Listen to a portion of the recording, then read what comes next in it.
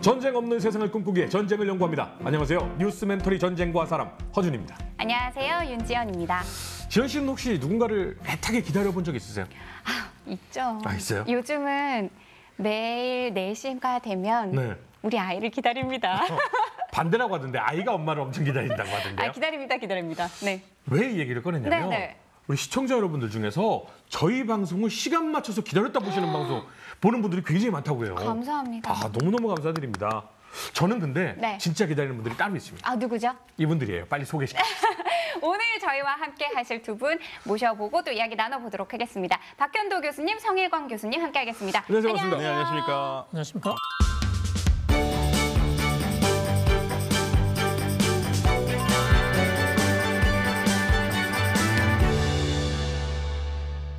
두 분 다 너무너무 반가운데 같이 자리에 앉으신 건 처음인 것 같아요. 네, 처음인 것 같습니다. 근데 두 분이 굉장히 친하신가 봐요. 안 친하고 싶습니다. 이런 사이가 진짜 그러니까요. 친하다고 들었거든요. 어떤 사이인지 어느 분께 여쭤보는 게 좋을까요? 손혜가 교수님께 여쭤볼게요. 네, 소울메이트라고 하죠. 네, 좀 안 봤으면 좋겠습니다. 근데 방송 녹화 전부터 굉장히 많은 지식을 서로 이야기하시고 농담도 많이 얘기하시고 그래서 오늘 방송 정말 기대해도 좋을 것 같습니다. 맞습니다. 이 두 분의 케미가 또 기대가 되면서 오늘의 주제 한번 사진으로 먼저 만나보도록 하겠습니다. 오늘은 대체적으로 그동안에 봤던 사진과는 다르게 좀 평화로운 느낌이 들어요. 게다가 말이 아니라 당나귀 같은 노새가 끄는 마차를 누가 몰고 있네요. 네, 저희가 좀 준비를 해봤는데요. 맞춰보시죠. 누군지요. 누구? 인물이 특정 인물이에요? 뭐 어떤 사람이라기보다는 네. 이 사람들이 대표하는 그러한 말도 있습니다. 말이요? 예, 그러한 말, 이 사람들을 부르는 말이 있어요. 부르주아? 아니 뭔가 저는 좀 이렇게 귀족 느낌도 나면서. 아니 귀족 느낌은 안 나는 게 그래요? 멋진 말이 아니라 노새가 끌고 있단 말이죠. 말의 형태가요? 그래요. 저는 왜 저런 영화나 이런 명작에서 많이 본 듯한 느낌일까요? 전 알 것 같아요. 센스를 보여주세요. 그러니까 네. 말이 아닌 거에 굉장히 포커스가 있어요. 그러니까 저 지역은 네. 유럽이 아니에요. 미국도 아니에요. 다른 대륙이에요. 근데 아시아 지역에서 당나귀 노새 잘 안 쓰거든요. 그 지역도 아니에요. 와, 이렇게 나온다고요? 저기는 북아프리카예요. 응? 진짜? 아프리카예요? 네, 북아프리카 맞습니다. 네. 어떻게 알았어요? 오늘의 주제니까요. 저게 어떤 사진이에요? 네, 어떤 사진인가요? 어떤 사진입니까? 저 사진이 북아프리카라고 맞춰주셨는데 네. 식민지 시대 때 북아프리카에 많은 유럽인들이 있었습니다. 특히 지금 보시는 이 장면은 북아프리카 알제리에 있는 프랑스 사람인 걸로 추정되고요. 이런 북아프리카, 즉 알제리를 포함한 북아프리카에 살았던 유럽인들을 가르쳐서 비에노아르라고 그렇게 부른다고 합니다. 피엘로아? 예, 비에노아. 비에노아. 네, 비에가 이제 발이거든요. 네. 노아하는 검다라는 뜻입니다. 검은 발. 검은 발. 저기에 살고 있는 프랑스인을 일컬어서 비에노아라고 비에노아라고요? 불렀어요. 지금 대체적으로 우리가 비에노아 하면은 알제리에 살던 프랑스인들을 가르치거든요. 그런데 왜 비에노아라고 했느냐에 대해서 여러 가지가 있지만 아마도 검정 장화를 신은 거를 얘기하지 않았나. 왜요? 그러니까 그 당시에 그 프랑스 군대가 이 검정 장화 같이 그 신발이 검으니까 예, 그래서 그 지배자들 그러니까 식민 지배자들이죠. 그 사람들을 가르쳐서 보통 우리가 비에노아라고 얘기를 하고 있습니다. 오늘은 프랑스의 오랜 식민지였던 알제리가 프랑스 식민지에서 벗어나기 위해서 싸웠던 알제리 전쟁에 대해서 말씀드리겠습니다. 근데 네. 알제리가 프랑스 식민지라고는 저희가 배웠는데 어떻게 됐는지는 사실은 잘 아시는 분들은 없는 것 같아요. 그런데 식민지라고 얘기를 하면 네. 프랑스 화납니다. 왜요? 본토라고 생각합니다. 오히려 알제리가 아니고 프랑스 입장에서요? 근데 프랑스 입장에서는 알제리가 식민지가 아니에요. 그러면 알제리를 제주도 같이 생각해요? 그렇죠. 그러니까 우리나라 그냥? 해외 영토. 이게 헌법으로 박아놨어요. 그런데 이거는 네. 알제리인들에게도 물어봐야 할 것 그러니까. 같아요. 그들에게도 똑같은 프랑스인 취급을 해줬는지. 당연히 안 해줬겠죠. 그럼 이게 무슨 본토입니까? 오늘 좀 해야 할 말들이 굉장히 많을 것 같은데요. 일단 그러면 알제리가 어떤 지역인지, 어디에 위치해 있는지 이거부터 하나 짚어보도록 하겠습니다. 알제리는 북아프리카에 위치해 있고요. 네. 위쪽은 당연히 지중해가 있겠죠. 1830년에 식민지가 되었지만 박현도 선생님이 말씀하신 것처럼 프랑스 사람들은 그렇게 보지 않는다. 그럼요. 말씀하신 것처럼 프랑스의 한 영토. 아니 그건 이게 참 웃긴 게 아니 지금 16세기 대항해 시대 이제 시작하는 뭐 그때도 아니고 네. 지금 전 세계가 다 자유와 민주를 찾아서 네, 예? 네, 네. 독립을 한 이 시점에 아직도 식민지를 그냥 우리나라야라고 얘기하는 게 있다는 것 사실 자체가 굉장히 놀라워요. 예, 그래서 사실은 좀 알제리는 독특한 역사인데요. 네. 일단 이름부터 좀 볼까요? 아랍어로는 알제리가 아닙니다. 그럼 뭐죠? 아랍어는 알자자이르라고 합니다. 알자자이르인데요. 알자자이. 그 자지라 방송 아시죠? 알자지라. 알자지라 방송 아시죠? 알자지라가 섬이라는 뜻이고 알자자이르는 섬의 복수형입니다.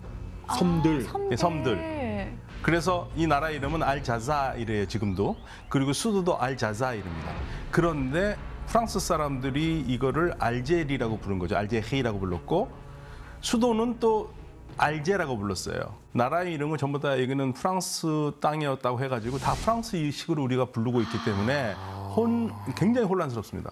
자 그러면 오늘 이 알제리라는 나라가 어떻게 식민지가 됐는지 그리고 이 식민지는 과연 식민지인지 본국인지 그 사람들은 어떻게 생각하고 프랑스는 어떻게 생각하는지 이거에 대해서 차차 한번 알아보기로 하겠습니다.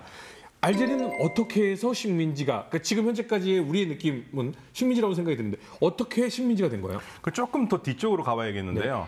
이쪽 지역은 그전에 로마가 다스렸던 지역이잖아요. 그리고 이제 이슬람이 들어와서 이슬람이 다스렸고 그리고 프랑스가 이쪽을 장악하기 전까지는 오스만 투르크가 지배하던 지역입니다. 네. 오스만 투르크가 여기를 지배를 했는데 오스만 투르크가 아무래도 알제리는 멀리 있으니까 장악력이 떨어졌고 한 300년 정도는 알제리의 그 자신들의 그 토착민들이나 이런 사람들이 자치적으로 좀 자유를 누리고 살았어요. 그런데 이쪽에서 이제 문제가 됐던 게 뭐냐면 베르베르족이라고 얘기를 하잖아요. 베르베르족. 아랍어를 쓰지 않는 사람들. 이 사람들이 굉장히 용맹하고 근데 이 사람들이 그 먹고 사는 수단으로 하나가 노예 장사를 했어요. 그러니까 노예 장사인데 알제리 사람들을 노예로 하지는 않겠죠. 네. 바로 지중해가 있지 않습니까? 네. 그럼 프랑스라든지 이쪽 그 유럽 국가들에 심지어는 네덜란드까지 올라갔다고 그러고요. 유럽인들을 노예로 네, 백인들 노예도. 백인 노예가 있었어요? 그래서 크리스찬들 노예로 잡아가지고 노예를 계속 팔았었어요. 그래서 항상 공포의 대상들이었거든요.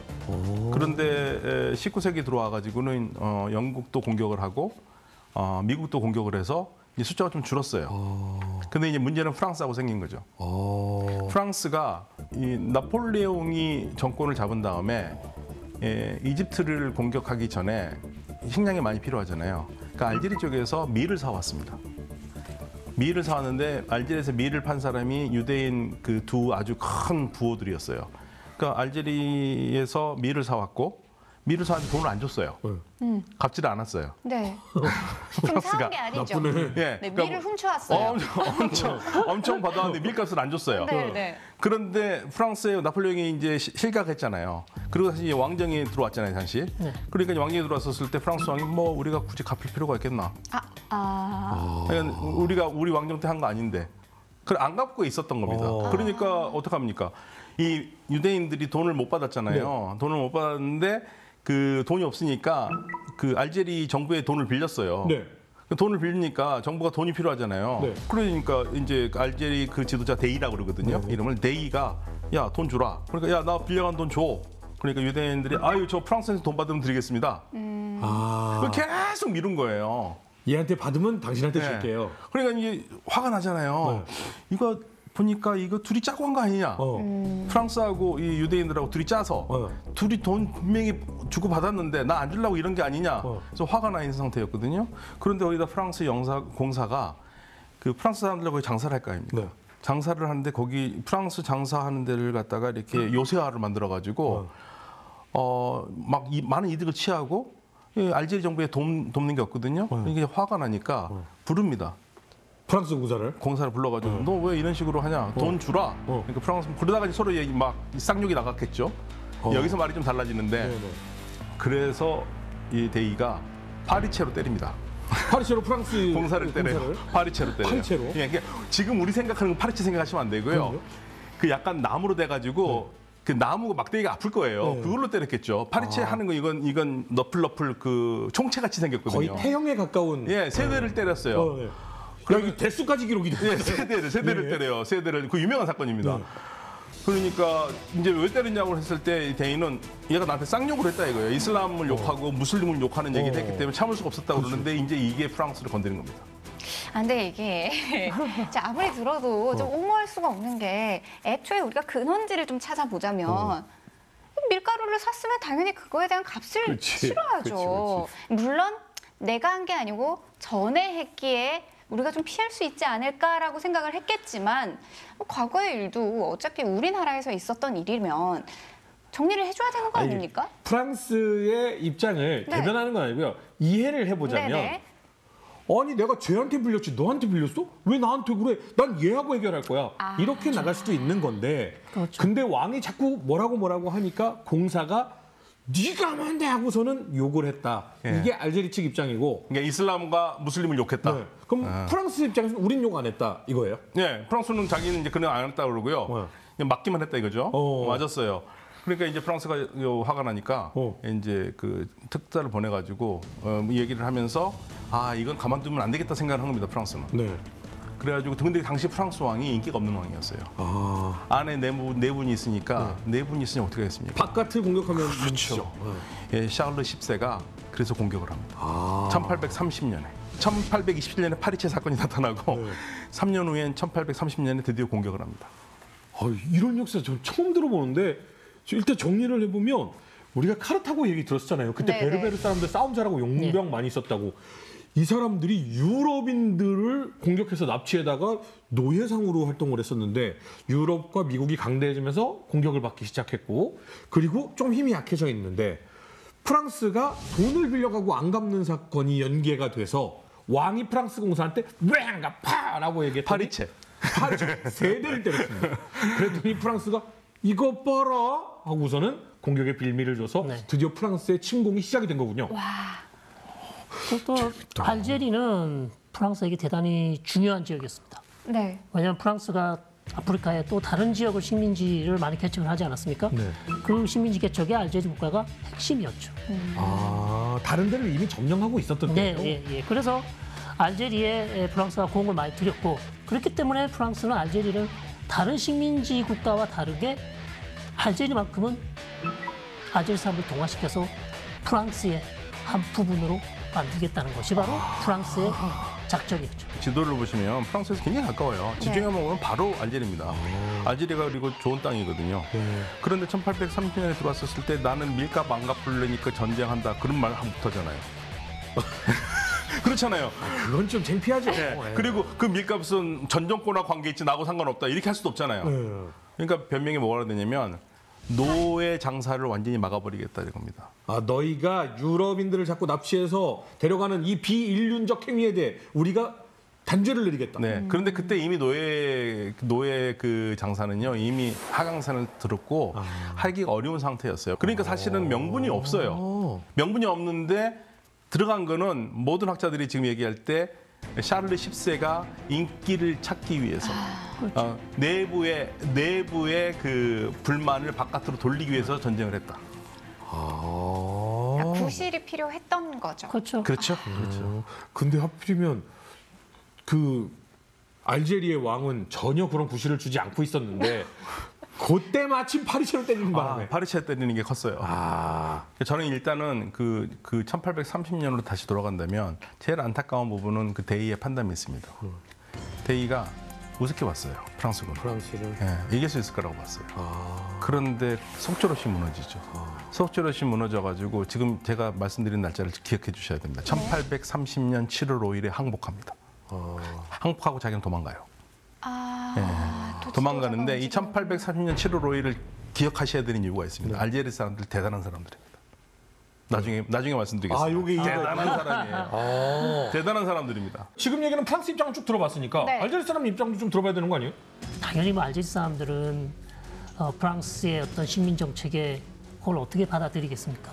프랑스인들처럼 뭐 저기 법도 그렇고 뭐 먹을 것도 그렇고 문화도 그렇고 사실 이때 당시에 프랑스는 굉장히 앞선 문화를 가지고 있었으니까 동화될 수도 있는 거 아닌가요? 알제리 그러니까 그런 식으로 상식적으로는 프랑스가 이걸 하나의 우리나라로 안기 위해서는 그들에게 당근을 좀 줘야 되잖아요. 네, 여러 가지 당근을 네. 줬습니다. 예를 들면 줬어요?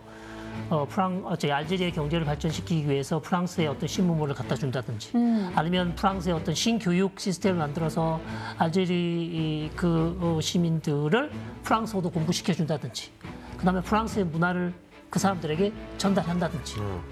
그러나 이것이 한계가 있는 것이죠. 뭐가 가장 큰 문제였냐면 프랑스 국적은 나중에 이 알제리 사람들에게 주었지만 시민권을 주지 않았어요.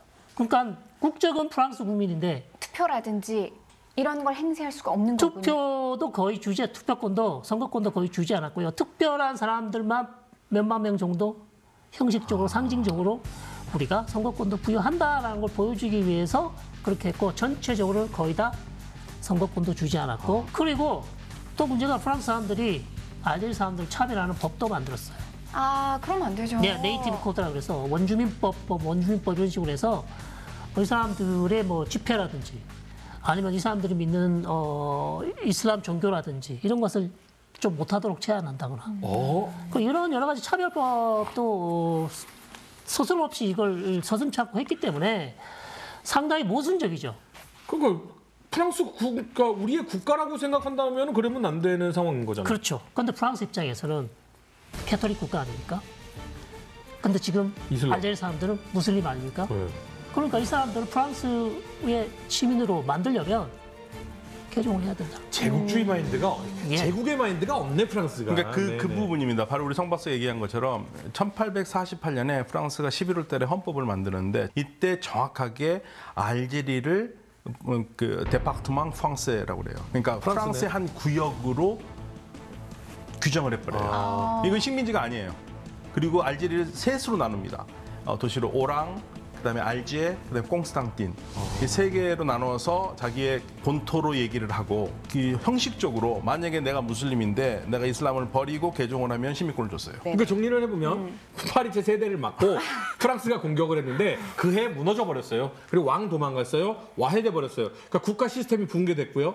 프랑스가 여기를 이제 식민 지배하기 시작했습니다. 네네. 그러더니 슬슬 차별법을 만들고 여러 가지 제한을 두면서 이 알제리를 완벽하게 프랑스의 한 이 지역으로 만들었거든요. 지역이죠. 자, 이렇게 만든 상황인데, 자, 너희들 이거 만약에 이슬람만 버리면 시민권까지 줄 거야. 완전히 이제 국가로 만들었잖아요. 지역으로 만들었잖아요. 자, 그러면 알제리 국민들은 이거에 대해서 반대하고 시위하고 이런 상황이 벌어집니까? 그러니까 만약에 그 알제리 사람들이 그거를 받아들였으면 다 이슬람 버리고 개종했겠죠. 그렇죠. 개종 안 했지 않습니까? 아, 슬슬 이제 네, 개종 안 독립운동이 했습니다. 일어나요. 사실은 프랑스가 1830년에 들어가서 바로 이쪽을 전부 다 장악하지는 못했어요. 상당히 오랫동안 그 싸움을 벌였어요. 싸움을 벌였고 끝까지 투쟁을 많이 한 사람들도 많이 있거든요. 아까 의병 활동이 여기저기 있었습니다. 있었군요. 네네. 있었습니다. 근데 결국에는 워낙 힘의 차이가 크기 때문에 프랑스가 갖게 되는데 이 알제리를 셋으로 나누고 그다음에 사막지대 쪽은 군부가 직접 통치를 하면서 이 사하라 사막 가는 거를 다 자기가 통제를 한 거죠. 그러니까 어마어마한 땅을 받은 거예요. 나중에 보시면 프랑스가 핵실험 어디서 했습니까? 아, 그 사막이 여기예요? 네. 사하라 사막에서 했죠. 네. 지금 지도상 보니까 생각보다 알제리가 굉장히 큽니다. 네. 굉장히. 네. 굉장히 큰 나라예요. 아프리카에서 두 번째로 큰 나라고요. 프랑스 본토보다도 크죠? 그렇죠. 우와. 그리고 우리가 알제리 하면은 잘 모르는데 우리 한국 사람들이 굉장히 좋아하는 소설 하나 있잖아요. 어린 어른들도 왕자? 그 사막의 배경이 알제리. 그죠. 사하라 사막. 제가 이 방송 찍기 전에 알제리 대사님을 만났었어요. 그래서 제가 YTN에서 우리 알제리 전쟁 한대니까 딱 한 마디, 우리는 한국 사람들을 너무 잘 이해한대요. 우리가 식민 경험이 있었기 때문에. 그렇죠. 잠깐만요. 그러면 지금 알제리 대사님은요. 네. 우리는 알제리인이야. 프랑스의 식민 지배를 받은 거고 독립한 거야. 이렇게 생각하시는 거예요? 그렇죠. 반드시 이 방송 나오면 알려달라고.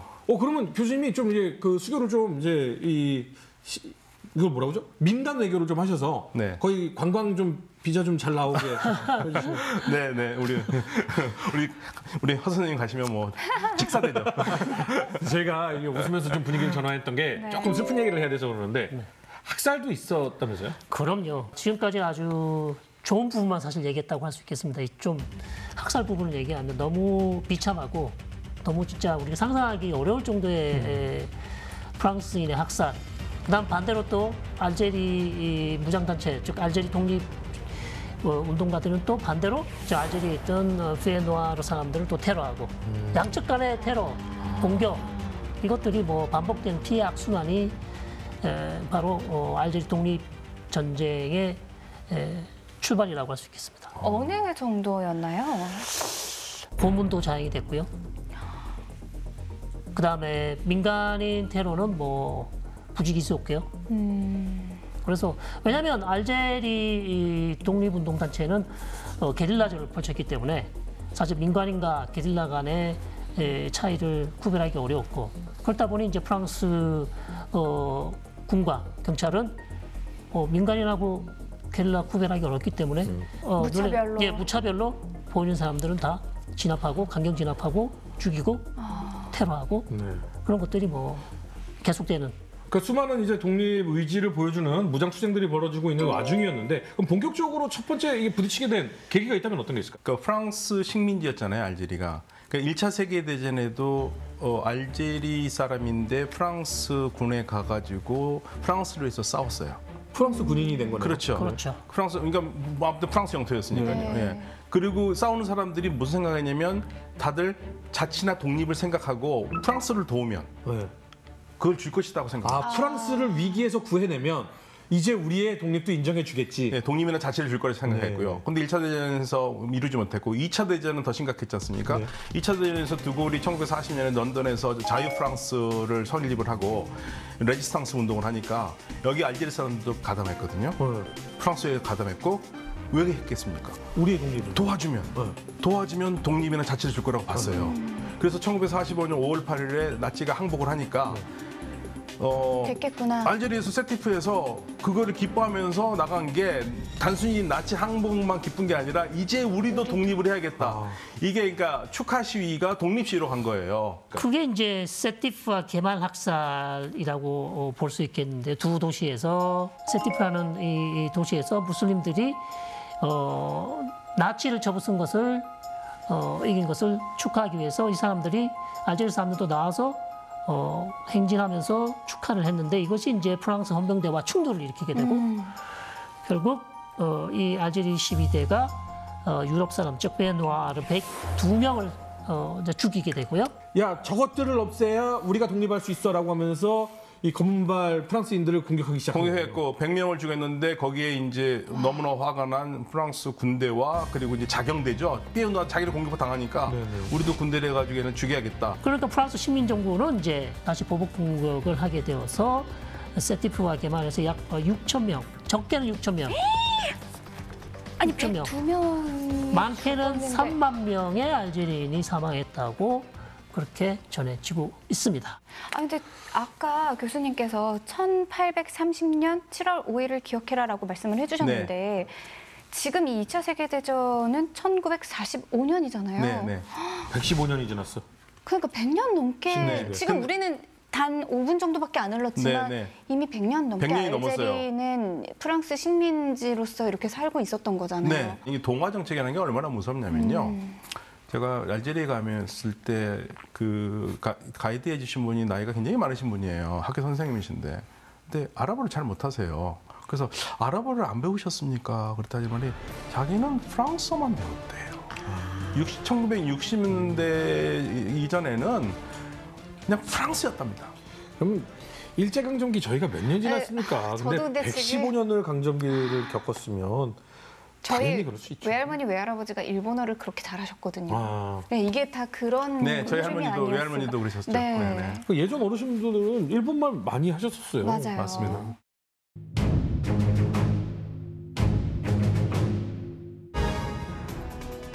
(1827년) 알제리 지도자가 프랑스 외교관을 파리채로 때리는 사건이 발생한다. 이를 계기로 프랑스 국왕 샤를 10세는 알제리를 침공해 북아프리카 서부 해안을 점령한다. 프랑스는 알제리를 식민지가 아닌 본토의 일부로 취급하지만 알제리인들에게는 참정권을 주지 않으며 차별을 가한다. 1945년 제2차 세계대전이 끝나자 알제리 북부도시 세티프 거리에서 독립시위가 일어나고 프랑스는 군대를 동원해 그들을 억누르기 시작한다. 어쨌든 이 100년이 넘는 이 식민 지배, 그럼에도 불구하고 독립에 대한 의지가 꿈틀꿈틀 있었는데 2차 대전에서 우리가 프랑스를 구하면 우리를 독립시켜줄 것이다라고 같이 참전을 해서 싸웠더니 이게 웬일? 아니 너희는 아니야. 식민지야 그렇죠. 라고 이제 강경 진압을 당했습니다. 그러면 알제리인들도 야 이거 이대로는 안 되겠구나 각성을 했겠네요. 네, 이제 시간이 흐르죠. 시간이 흐르고 드디어 일이 터진 게 사실은 이제 그 중간상에 2차 세계대전이 끝난 다음에는 인도차이나에 있는 프랑스 식민지들이 독립전쟁을 시작하잖아요. 네. 그리고 프랑스가 쓴맛을 보지 않습니까? 네. 거기서 자신감 왔어요. 알제리가요? 네, 알제리가 우리도다. 저렇게 싸우는구나. 네. 그리고 인도차이나에서 어떻게 싸웠습니까? 걔는 그 인도차이나에 있던 프랑스 식민지가 무슨 무기가 많아가지고 프랑스하고 1대1로 총 대 총으로 싸운 거 아니잖아요. 네. 게릴라전이지 않습니까? 배운 겁니다. 게릴라전을 통해 이 넓은 영토와 우리 국민들이 단합을 한다면 우리도 이 독립을 쟁취할 수 있을 것이다. 네. 그러면 알제리 입장에서는 독립의 준비를 철저하게 하고 있었던 거네요. 그렇죠. 나름 알제리도 2차 세계 대전 끝나고 아까 말씀하신 인도차이나에서 프랑스가 전쟁에서 지고 나서 우리도 할 수 있다라는 그런 자신감을 가지게 되고 그러면서 1954년 이제 정확하게 알제리 독립전쟁이 시작되는 해가 되겠습니다. 근데요, 국가가 없잖아요. 네. 그럼 군대 규모가 제대로 준비가 돼 있었어요? 당연히 게릴라 군밖에 없죠. 네. 정규군은 없고요. 그래서 근데 우리가 잘 알고 있는 알제리 민족해방전선이 FLN이 이미 만들어져 있었고 1954년부터 본격적으로 프랑스 군 시설과 그다음에 페누아르를 공격하면서 알제리 독립전쟁을 시작하게 됩니다. 네. 양측의 군사는 어느 정도 됐나요? 그렇게 많지 않습니다. ARN, 즉 FLN 산하에 있는 군 조직인데요. ALN은 50년대 중반에 한 40만 명 정도. 40만 명이요? 예, 40만 그런데 정도 정규군이 되고요. 아니죠. 예, 정규군이 아니고. 또 프랑스 병력은 이미 초기에는 적었습니다만 계속 그 독립시위가 커지면서 증파를 하게 됐죠. 병력을 증파를 하면서 60년대 정도 한 프랑스 병력 50만 명 정도 수준. 정규군 50만요? 예, 정규군 50만 명. 그러니까 사실은 이게 게임이 안 되는 전쟁이에요. 한쪽은 완전 풀 무장하고 있는 거고 한쪽은 뭐라 막대기라도 들고 하는 사람들이니까. 그러니까 동학농민운동했던 우리 농민들 같은 사람과 방금 전에 2차 세계대전을 겪은 진짜 경험 많은 정규군하고의 전쟁인 거네요. 그러니까 그 뭐 숫자가 100만이든 200만이든 그 무슨 의미가 있겠습니까? 그렇죠. 보통 우리가 프랑스를 부르는 이름이 물론 이제 현재는 프랑스가 세속 국가지만 전통적으로 프랑스는 로마 카톨릭의 큰딸입니다. 바티칸의 큰딸이 프랑스예요. 프랑스가 전통 국교죠. 예, 전통 국교고 국교일 뿐만 아니라 그 천주교에 관계된 모든 일을 다 하는 큰딸 역할을 해왔어요. 네. 아주 믿음직한 큰딸이었거든요. 그러니까 이제 프랑스가 11월 1일이 천주교에서 프랑스어는 라투생이라고 그러고요. 이게 만성절이에요. 천주교에서는 11월 달이 죽은 사람을 위로하는 위령의 달이거든요. 그 11월 1일이 죽은 사람을 위한 거고 그게 미국 가면 그게 할로윈이 되는 겁니다. 아, 그렇군요. 네, 그래서 10월 31일 날 할로윈을 하는 거예요. 미국에서는. 예, 그게 만성절인데 그날 바로 11월 1일 오전에 공격이 시작됩니다. 이 FLN이 한 70여 군데의 타겟을 잡아놓고 네. 프랑스 군시설, 경찰시설을 동시에 공격을 해요. 그러면서 이게 전쟁이 시작됩니다. 독립전쟁. 아니 사실 지금 병력이나 이런 거를 따졌을 때는 알제리가 약하긴 하거든요. 네네. 근데 또 우리가 전쟁의 역사를 봤을 때 네. 꼭 수적 약세가 무조건적으로 지는 결과는 아니었거든요. 좀 기대를 해볼 수 있을까요? 아무래도 우리가 기대해 볼 수 있는 것은 프랑스의 도덕. 이게 도덕 전쟁이라고 한다면 프랑스가 이길 수는 없는 전쟁이었죠. 물론 물질적으로, 무기, 인구적으로 다 많지만 병력도 많지만 식민 지배를 받는 알제리 국민들의 그 모든 사람들이 힘을 합쳐서 프랑스의 식민 정책에 저항하는 그 힘이 오히려 이 전쟁을 더 계속 끌고 가지 않았나 저는 그렇게 보고 싶습니다. 그러니까 우리가 좀 생각했던 전쟁의 모습은 아닐 것 같은데 네. 어땠나요? 1954년 아까 말씀하신 만성절에 전쟁이 시작됐는데요. 일단 먼저 FNL이 피에노와 민간인을 포함해서 한 100여 명을 살해하는 사건이 일어나게 되고 그다음에 이제 거기에 대해서 당연히 프랑스 당국이 이제 보복을 하면서 양측 간의 전쟁이 심화되는 것이고요. 그다음에 54년 다음 1년 지나서 필리핀이라는 그 항구 도시를 다시 FNL이 공격을 하게 됩니다. 그러면서 무슬림들이 전쟁에 참여할 것을 촉구했고요. 거기서 이제 프랑스인 71명을 필리핀이라는 마을에서 하게 됩니다. 아, 항구 동시를 공격해서요? 예. 그러자 이제 프랑스 당국은 알제리 사람을 몇 명을 죽이냐 하면요. 1,200명, 최소 1,200명, 많게는 12,000명 정도를 다시 알제리 사람들을 학살하게 되고 더군다나 이제 이 사건 이후에 프랑스 정부는 이제 알제리 여러 지방에 비상사태를 선포하고 프랑스 경찰의 권한을 확대하고 특이한 것은 일반 민법이 아니라 군법을 적용해서 강경 진압에 나서게 됩니다. 저 이해가 안 가는 게요. 이제 독립운동이 막 불이 붙어서 이제 투쟁을 시작을 했잖아요. 그래서 어떤 한 날짜를 기점으로 해서 프랑스의 각 이 도시들, 이 알제리의 도시인 거죠. 프랑스가 점령하고 있는 도시들을 공격하기 시작했단 말이죠. 그래서 프랑스인들이 공격을 받고 사망을 했잖아요.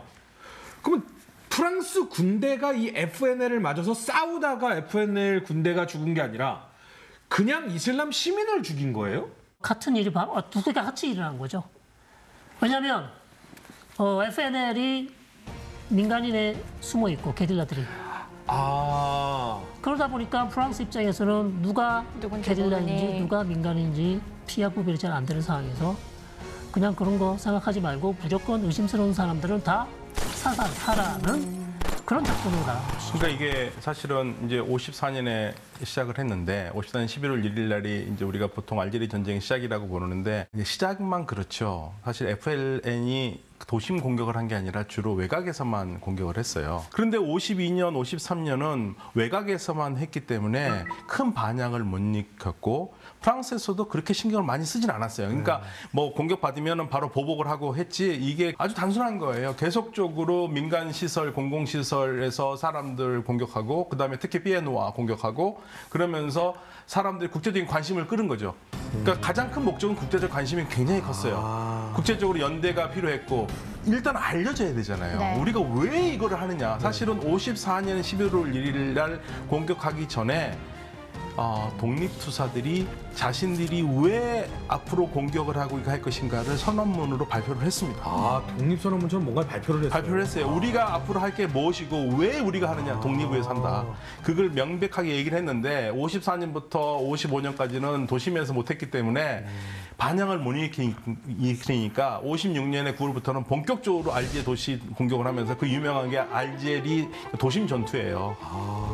프랑스도 잘못 읽은 게 하나 있습니다. 54년이면요. 지금 아랍 세계에서는 나세르가 혁명을 일으켜가지고 아랍 민족주의를 외치고 있을 때입니다. 52년에 쿠데타가 일어나가지고 그 이집트가 정권이 바뀌어서 아랍 민족주의가 나오잖아요. 그러니까 FLN도 그 영향을 받은 사람들이고 그리고 FLN의 그 본부가 카이로에 있었어요. 카이로에. 굉장히 영향을 많이 받았겠네요. 네, 그럼요. 이제 56년부터는 전법으로 바꿉니다. 그래서 이 국제적 관심을 끌어야 되니까 이게 외곽에서만 해서는 안 되겠다. 그러면 수도 알제로 가야겠다. 프랑스 사람들이 알제라고 부르는 수도 알자자이르로 가야겠다. 그래서 도심 공격을 테러로 시작합니다. 도심에서 사는 사람들 중에서 부유층들이 피에노아잖아요. 그러니까 프랑스 말 그대로 정착민들이 모이는 곳도 있을 거 아닙니까? 네. 일단은 거기를 효과적으로 공격을 해야겠다 생각을 하는 거예요. 근데 거기를 효과적으로 가장 공격하려면은 역시 여성이 신분을 숨기고 들어가서 공격하는 게 좋지 않습니까? 집 저분들인 거예요? 실제 사진인 거예요? 예, 맞을 겁니다. 궁금한 게요. 아니 근데 모르겠다. 아니 그냥 유럽 사람처럼 그죠? 알제리인이라고 모르겠어요. 제가 그냥 근데 단순한 생각으로는 피부색이 달랐던 거 아닌가요? 아니죠. 프랑스인들과, 지금도 프랑스 사람들과 구분 안 되는 알제리 사람들도 꽤 많아요. 아, 네. 이미 많이 섞여 있는 아니, 상태였군요. 북아프리카 사람들 중에 흑인들도 많이 있지만 우리처럼 백인처럼 흰 색깔 피부가 흰 아랍 사람들도 많이 있거든요. 그 사람들을 변장을 하게 되면 쉽게 유럽 사람으로 착각할 수 있죠. 그렇군요. 진짜 무지에서 나오는 질문이라서 일단 네. 용서를 부탁드립니다. 네, 저도 그러면 진짜. 알제리인들은 서로 알제리인임을 어떻게 느껴요? 한국 사람은 그냥 딱 보면 한국 사람 아니야? 중국 사람이야? 한국 사람 아니야? 일본 사람이야? 이렇게 느끼는 게 꽤 있잖아요. 그럼 이들은 같은 알제리인임을 어떻게 느껴요? 복장을 보면 알지 않을까요? 의복을 보면 복장, 유럽 문화. 사람들, 예, 프랑스 사람처럼 옷을 입은 사람들은 비엔노아르일 가능성이 상당히 높고, 그다음에 그 현지인 알제리 사람들은 아랍 여성들이 입는 옷을 무슬림 복장들을 예, 많이 하고 그런 있고. 입었을 가능성이 높죠. 네. 그렇게 쉽게 그다음에 언어를 해보면 또 알 수 있겠죠. 본격적으로 불거진 것은 이제 9월 30일 날 도심 공격. 그 여성 3명이 변장을 해서 가장을 해서 프랑스인으로 가장을 해서 프랑스인들이 많이 사는 그리고 많이 다니는 뭐 카페, 뭐 쉐이크 가게 이런 데를 영화관, 뭐 극장 이런 데를 전부 다 공항 이런 데서 공격을 하면서 사실 국제 관심을 끌죠. 세계적인 관심도 끊게 되고 네. 알제리인들도 이 사건을 통해서 독립운동이 진짜로 이렇게 벌어지고 있구나라는 걸 각성을 하게 돼요. 네. 정말 공감이 가는 부분이 많으면서도 전혀 모르겠는 부분도 많은 전쟁이 알제리 프랑스 독립전쟁이 아닌가라는 생각이 좀 들긴 합니다. 그렇게 도심 공격을 할 때는 여자라든지 노약자라든지 아기 뭐 이런 걸 따지지 않고 그냥 무차별로 했다라는 뜻이군요. 근데 이렇게 되면 프랑스 본국에서도 가만있지 않을 것 같아요. FANL이 지방을 공격하다가 이후에 수도 알제리 도심에서 공격을 시작하니까 피해도 늘어나고 도시에 있는 뭐 민간인, 어린아이, 여자들 할 것 없이 다 독립운동의 어떤 공격에 쓰러져 가니까 프랑스로서도 그냥 가만히 볼 수가 없었기 때문에 프랑스 역시 이 FNL을 잡기 위해서 테러를 이용하고 또 민간인 구별 없이 계속해서 알제리 이 게릴라들을 강경 진압하면서 문제는 더 복잡해지게 되는 것이죠. 근데 저 궁금한 게요.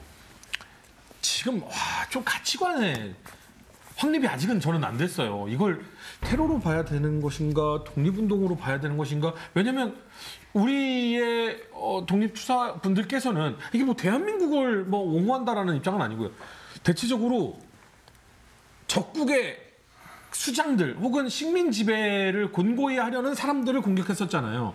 근데 지금 보면 프랑스인들 중에 그냥 일반 시민도 지금 많이 섞여 있는 과정이잖아요.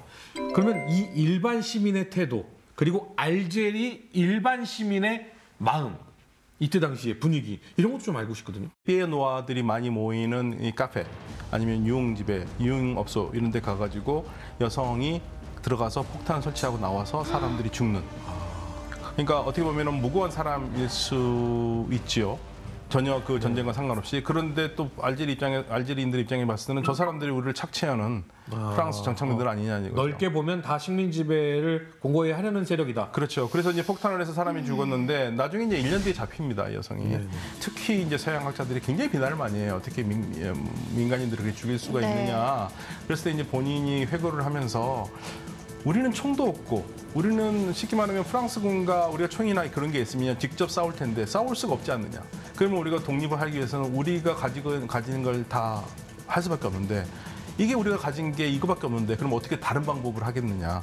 그러면서 다시 이 세상에 오더라도 나는 그렇게 할 수밖에 없다. 이 부분에 있어서 저는 그분의 그 마음이 어느 정도 공감이 되는데 잠깐 반대로 얘기하면 그 서양학자들은요. 네.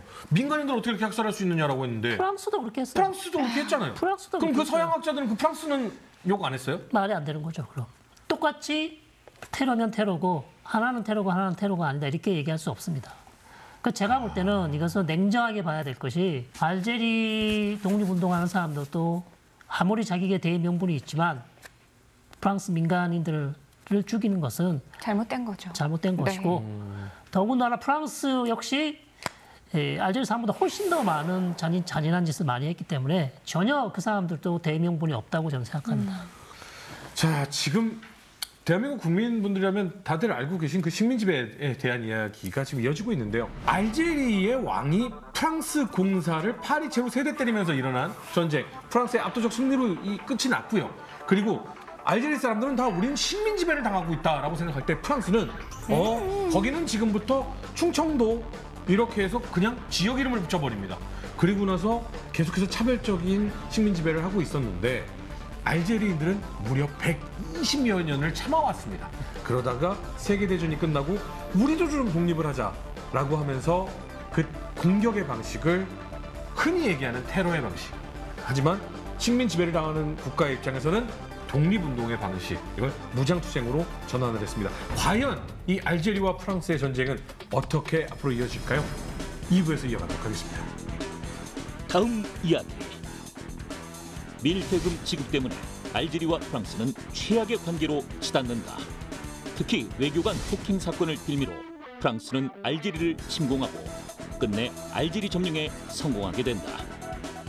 프랑스의 영토로 병합된 알제리는 이에 굴하지 않고 무장 독립투쟁을 시작하게 되고 알제리 내 프랑스인과 시설에 대해 테러를 감행하면서 양측의 갈등은 최고조를 향해 가는데 프랑스에게 독립을 외치다 알제리 전쟁 2부 많은 시청 바랍니다.